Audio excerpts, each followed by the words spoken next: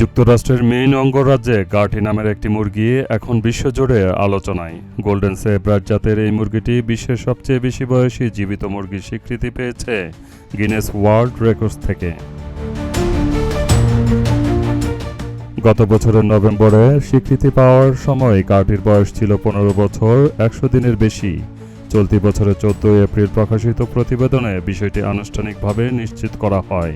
এর আগে এই রেকর্ড ছিল টেক্সাসের পার্ল নামের একটি মুরগির দখলে। 2010 সালের জুলাইয়ে অনলাইনে কেনা 8টি ছানার একটি ছিল গার্টি। শিল্পী ফ্রাঙ্ক টুরেকের যত্নে বড় হওয়া এই মুরগিটি ছোট হলেও ছিল বেশ সক্রিয় ও নেতৃত্ব গুণ সম্পন্ন। এমনকি একসময় মোরগের মতো ডাক দিয়ে সবাইকে চমকে দেয়। 2024 সালের বড়দিনে অন্য মুরগির আক্রমণে গুরুতর আহত হলেও যত্নে সুস্থ হয়ে ওঠে গার্টি।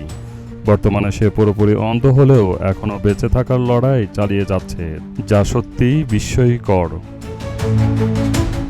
আনিসুর রহমান, প্রজন্ম 24।